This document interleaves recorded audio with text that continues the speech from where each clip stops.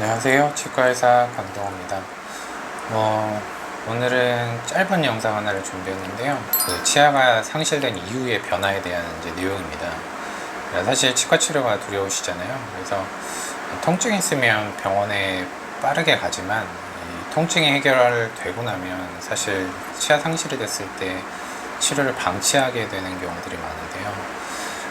당연히 이제 치과에 대한 공포 이런 게 있으셔서 그런 경우도 있고 이제 치료 비용에 대한 것도 있고 한데요.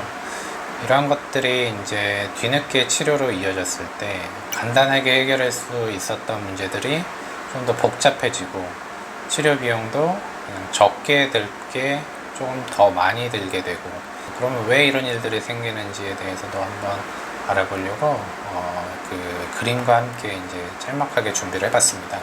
우리가 이제 이를 뽑게 되는 이유는 여러 가지가 있죠. 충치도 있을 거고, 잇몸 질환도 있을 거고, 또 다쳐서 외상으로 이렇게 치아 상실이 되게 되는 경우들도 있는데요. 사실 앞니 쪽 그림을 지금 제가 준비를 했는데, 앞니라고 하면은 거기 보이는 부위이기 때문에 우리가 이를 뽑게 됐을 때 바로 치료를 하기 마련이죠. 사회생활이 어려우니까. 그런데 어금니 쪽이라면 좀 얘기가 달라집니다. 이가 한두 개 없다고 해서 사실 식사가 안 되는 것은 아니기 때문에 이를 뽑고 나서 방치하시게 되는 경우들이 상당히 많습니다. 조금 미룬다거나 한 6개월, 1년 이 정도 있다가 하시는 경우들도 있고, 하지만 치아가 뽑히게 된 이후의 변화는 굉장히 빠르게 진행되기 때문에 여러분들 2, 3년 정도면 괜찮겠지라고 했을 때 막상 또 치료할 때 보면 이런저런 문제점에 대한 이야기를 듣게 되고, 그때 이제 전혀 예기치 못한 이야기에 좀 당황스럽거나 뭔가 잘못된 설명 아닐까? 라는 이제 좀 생각들을 하시게 돼서 결론만 말씀드리면, 치아 상실 후에 어떤 변화가 오냐? 일단은 잇몸 흡수가 일어나죠. 잇몸 흡수. 그러니까 얘기를 하면 잇몸 뼈의 흡수예요. 잇몸 뼈가 흡수가 되면 잇몸이 같이 이런 식으로 위로 올라가게 되거든요. 이런 잇몸 뼈의 흡수가 있을 거고요. 그리고 이제 치아의 이동이 있습니다. 여기 화살표 표시해놨는데 치아 이동이 있죠. 가장 큰 것들은 이 두 가지인데요. 잇몸 뼈의 흡수와 치아 이동. 치아 이동은 여러 가지가 있죠. 여기서는 크게 두 가지로 나눠놨는데, 이를 뽑은 자리로의 이동이 있죠. 이렇게 모이는 거예요. 이를 뽑은 자리 쪽으로 치아들이 쓰러진다고 표현하죠. 그리고 이쪽 아래에 보면 치아 이동 중에 이렇게 위로 솟는 게 있는데, 이거는 이쪽 그림이랑은 상관이 없이 반대편을 생각을 하셔야 돼요. 반대편에 치아가 없을 때 이가 이 뺀 자리 쪽으로 반대편 이가 이렇게 솟습니다. 솟는다. 또는 내려온다. 치과에 가면 윗니가 반대편 이가 내려왔어요. 솟았어요. 내려왔어요. 그래서 반대편 이를 어떻게 해야 합니다. 그런 이야기를 좀 듣게 되시는 경우들이 있어요. 그러면 이렇게 됐을 때 이제 어떤 문제가 있냐?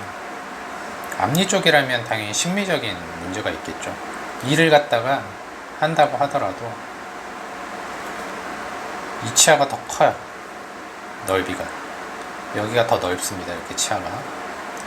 여기는 어떻게 돼요? 좁아지겠죠? 그러면 이렇게 보철을 해놓으면 어떨까요? 앞니에서는 심미적인 문제가 생기죠. 어금니에서는 어떻게 될까요? 어금니는 좀 들 보이니까 좀 괜찮을까요? 이런 문제가 생길 수 있습니다. 치아들이 이쪽으로 이렇게 쓰러졌기 때문에 이런데, 제가 동그라미 친 이런데, 이런 부위에 음식물이 낄 수가 있습니다. 기능적인 문제가 생깁니다. 반대편 이가 솟고 반대편 이가 내려온다면, 이가 진짜로 설명 드릴 때 그림처럼 이가 이렇게 반대편 이가 내려왔어요. 그러면 아래에 임플란트를 신고 보철을 하면 이렇게 층이지는 보철을 만들 수밖에 없죠. 그럼 어떤 문제가 생기냐? 이런데 음식물이 엄청 낍니다. 또 이게 진짜 너무 많이 내려왔다면 이 정도까지요. 과장되게 표현해서 치아가 막 이렇게 내려왔어요. 아래로. 이 그림이 이해가 되시나요?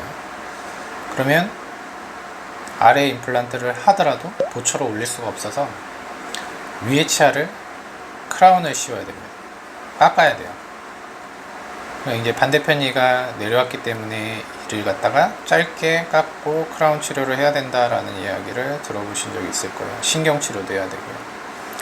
그러면 불필요한 크라운 치료와 신경 치료를 해야 되는 거죠. 그러니까 다른 치아의 수명을 줄이는 행위를 하게 되는 겁니다. 좋지 않겠죠, 당연히. 그래서 이러한 두 가지, 세 가지 정도의 보철적인 문제가 생깁니다. 이제 잇몸뼈 흡수 부분은 사진에서 보면 별거 아닌 것처럼 이야기했지만 이건 정말 장기로 오랫동안, 장기라는 게 뭐냐면 이제 틀니 쓰시는 분들, 이를 뽑고 이제 틀니로 오래 쓰신 분들은 치아를 상실하고 방치한 건 아니지만 이게 치아를 만들어주는 행위는 아니고 틀니라는 대체를 사용하는 거기 때문에 이것도 엄밀히 말하면 치아 상실 후 방치라고 표현할 수도 있습니다. 잇몸 뼈의 형태에서는요. 브릿지 치료가 뭔지는 아시죠? 중간에 이제 이를 없이 보철만 가지고 옆에 이를 깎고 가운데에 잇몸 없는 데는 이런 식으로 걸어서 하는 경우인데, 이것도 잇몸 뼈의 입장에서는 방치죠. 그러면 잇몸뼈의 그 뿌리가 없는 곳에서는 잇몸뼈의 흡수가 일어나는데, 이러한 잇몸뼈의 흡수가 장기화되면 나중에 임플란트 할 때 뼈 이식을 하는 경우들이 생기죠. 뼈 이식을 해서 임플란트를 할 수 있으면 그나마 나은데요, 진짜 오래 방치하신 분들은 아예 임플란트 자체가 안 되는 경우도 있습니다. 그래서 잇몸뼈의 흡수도 임플란트를 식립하는 데에서는 굉장히 중요한 역할을 하기 때문에 너무 오랫동안 방치하시면 안 됩니다. 제가 이런 말씀 많이 드리거든요. 우리가 치료를 할 때 어떠한 치료를 나중에 하겠다라고 했을 때 그 치료가 정말 잘 끝날 수 있을 만한 시점이 있어요. 시점, 타이밍이 있거든요. 이 시점을 지나서면 그때부터는 어떤 누가 치료하더라도 불편해집니다. 치료가 불편해져요. 치료 자체가 불편해진다는 게 아니라 치료 결과가 불편합니다. 그래서 나중에 천천히 하지 뭐 라고 하는 생각이, 우리는 비교할 수 없잖아요. 적절한 시점에 치료한 결과와 이 시점이 지나고 났을 때 치료한 결과를 비교할 수가 없어요. 왜냐면 당연히 비교할 수가 없죠. 본인이 느끼는 건데 시점에 치료한 거라 알 수가 없잖아요. 방치 후에 치료를 한 거랑 비교를 할 수 없기 때문에 그냥 순응합니다. 원래 이런 거지. 근데 절대 그렇지 않아요. 어떠한 치료라는 거는 시점을 놓치게 됐을 때 불편해집니다. 무조건이요. 그래서 이 치료 시기를 놓치지 말라고 하잖아요. 이런 치료 시기를 잘 잡고 치료하는 게 정말 중요합니다. 왜? 비교를 할 수 없으니까.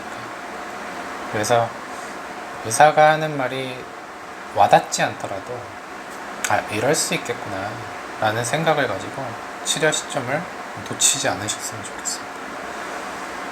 오늘은 여기까지 하도록 하겠습니다.